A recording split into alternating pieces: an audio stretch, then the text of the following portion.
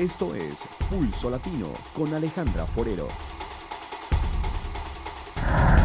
Gracias por continuar en sintonía de Pulso Latino. Ayer fue fundada oficialmente la organización SMAC, la cual después de un largo proceso en donde se tuvieron algunos inconvenientes con los anteriores organizadores del carnaval, SAC, fue oficialmente fundada. A pesar de que este caso se ha venido dilatando y hasta este momento no se sabe quién tomará su encargo en la organización del carnaval 61, lo que sí se sabe y se podría decir es que los fanáticos de esta fiesta de Aruba tendrán algo diferente en esta edición. La Fundación SMAC Stichting del Manejo para Aruba Su Carnaval quedó oficialmente fundada el jueves en la mañana delante del notario. Como se reportó inicialmente, la intención era que esta se formalizara el jueves en la mañana y de esta forma la fundación pudiese iniciar a trabajar sobre la programación del Carnaval 61. Mientras que no es conocido quiénes serán los miembros de esta nueva fundación, sí se sabe temporalmente que el conocido músico Johnny Scarbay presidirá esta fundación. Él es conocido músico y estudió en un conservatorio, por muchos años residenció en Holanda.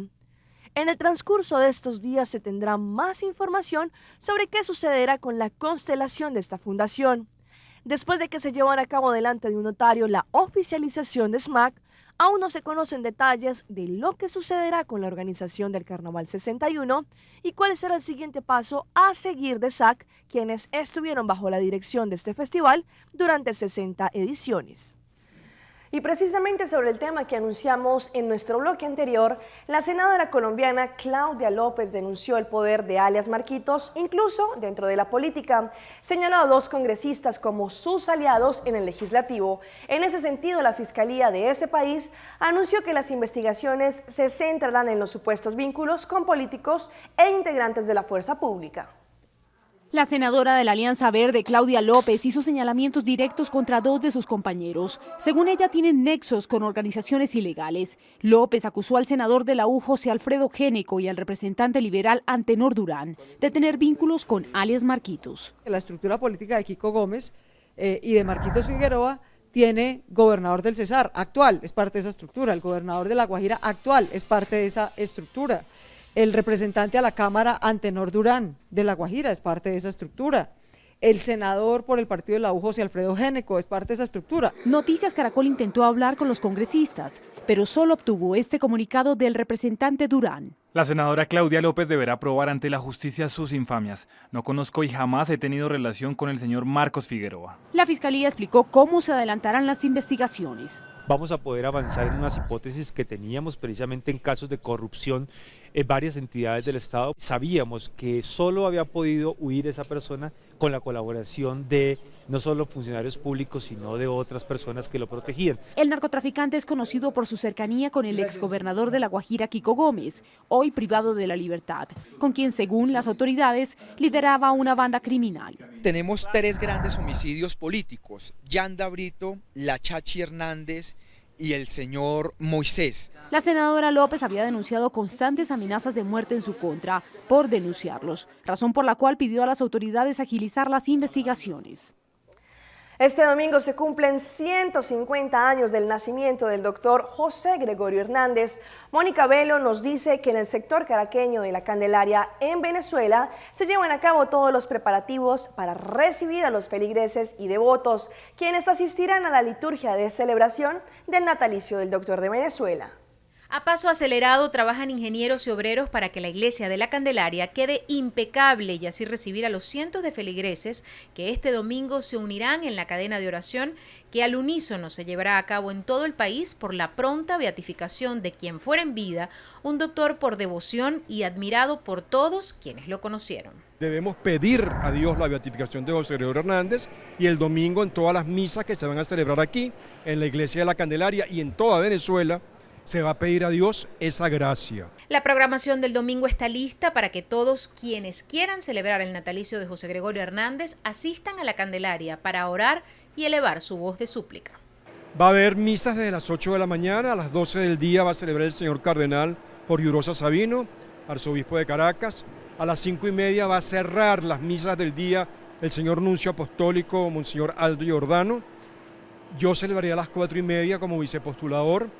Y bueno, iba a haber misas pues de 8 a 12 y de 3:30, 4:30, 5:30 y todo el día pues por supuesto una cadena de oración y de súplica a Dios nuestro Señor por esta intención.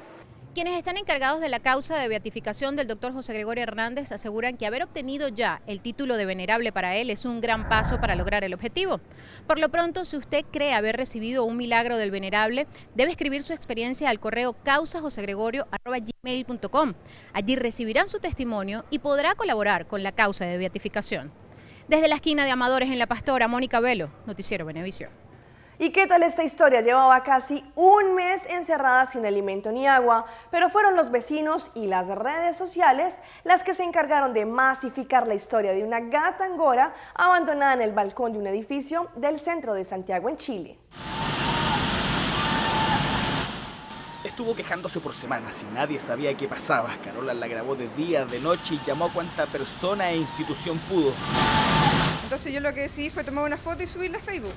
Y parece que fue la mejor decisión. Esta foto y la historia de la gata angora comenzaron a replicarse por todos lados. Su vida se limitaba solo a esta terraza. Lloraba de noche y de día y haciendo malabares. Los vecinos le daban agua. La señora viajó a Europa y le dejó al hermano que por favor viera a la gatita. Pero este nunca llegó. La situación se hacía insostenible y las trabas legales mantenían a la gata angora encerrada, limitada a este espacio mínimo y un llanto que no dio para más. Yo no podía dormir.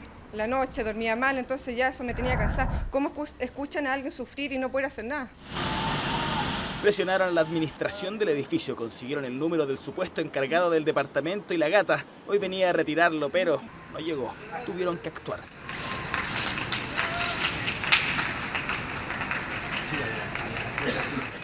Chiquitito, Javi. Hola, chiquitita.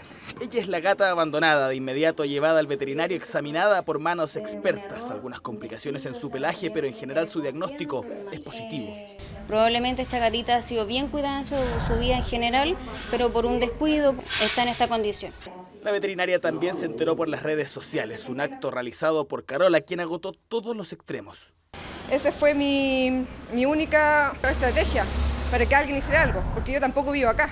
Entonces no me correspondía tampoco meterme. Yo espero que me demanden para así yo poder también a él y a la señora demandarlo, cosa que vamos a hacer sí o sí. De la dueña del gato nada se sabe, menos del hermano que dejó a cargo de su cuidado, mientras la gata angora se recupera de su largo encierro. Posó para los fotógrafos, se sonrojó con las preguntas de la prensa y prometió un show de primer nivel. Ricky Martin se mostró muy emocionado en la conferencia de prensa que dio en Chile. María Inés Sainz estuvo con el ídolo puertorriqueño.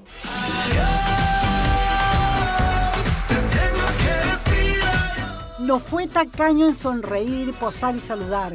Los primeros 5 minutos estaban reservados solo para los fotógrafos. Y gracias por estar aquí. La cita era a las 9:15, aunque recién se asomó pasada las 10 de la mañana. Y es que Ricky Martin se puede dar ese lujo, pues está a horas de presentarse en el Estadio Nacional, motivo para celebrar los 125 años de Falabella. Vayan cómodos porque vamos a bailar mucho, de eso se trata. Solo una pregunta por cada periodista, nada de temas personales, habían dicho los organizadores, aunque con Ahora Noticias el trato fue especial. Bueno, tú hablas recién que te gustaría el cine. Tenía otra pregunta para ti, pero realmente el hecho de que tú quieras hacer cine es muy interesante. Me puedes hacer esta pregunta y luego me puedes hacer la que tenías planificada. Fantástico, muchas gracias. A mí me encantaría trabajar con Tarantino. Eso no quiere decir que me estoy reuniendo con Tarantino, que conste. Pero me gusta mucho su rollo, me gusta mucho su trabajo y creo que él me podría llevar a hacer algo totalmente impredecible. Solo una cosa le queda pendiente en su exitosa carrera. Un papel en la pantalla grande que podría concretarse muy pronto. Aunque por ahora está concentrado 100% en su carrera musical y el reencuentro con el público chileno. Más de 47.000 personas serán testigos mañana de su primera vez en el Estadio Nacional. Porque la idea es que todo el mundo cante, que todo el mundo se corte las venas y que todo el mundo a la misma vez.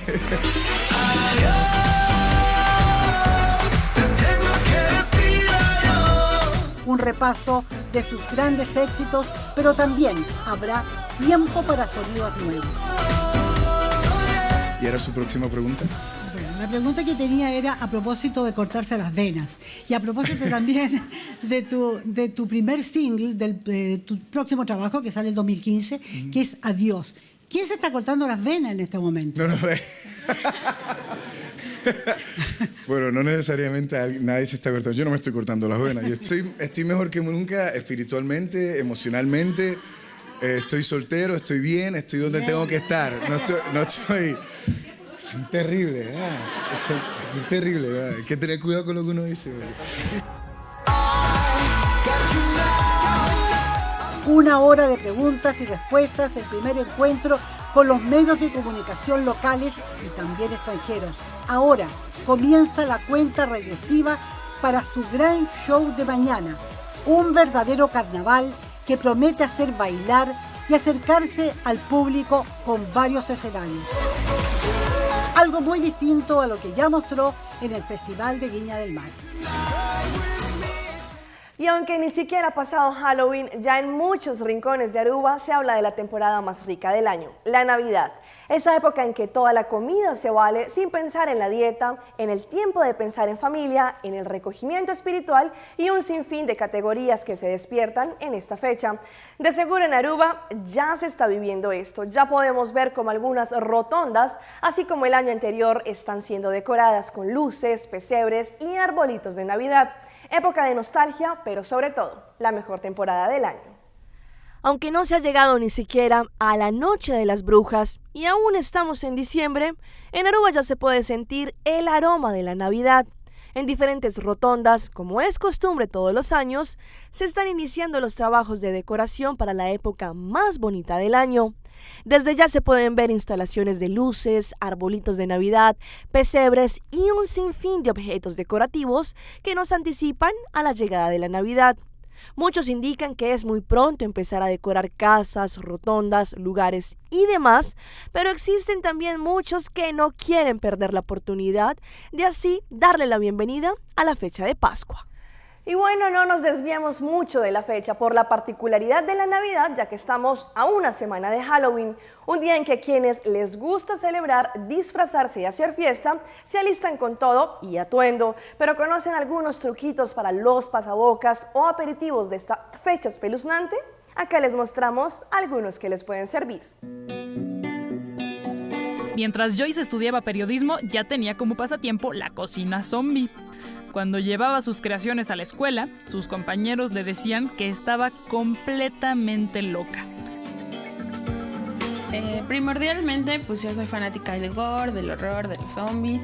Empieza como un juego, te digo, empieza el cerebro, después la cabeza, las piezas pequeñas las hice como en una semana en el molde. Fue así como de, voy a hacer patrocinio, ¿qué hago? Entonces empecé así como a inventar. A 3 años de su creación, pues ya somos como una empresa mexicana establecida y pues familiar.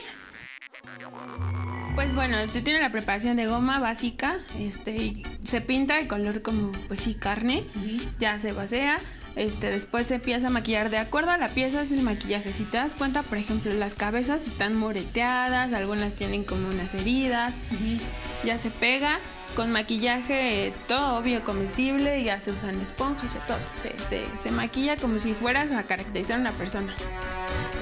Esto fue Pulso Latino por el día de hoy. Agradecemos por su sintonía. Nos vemos en una próxima emisión. Hasta entonces.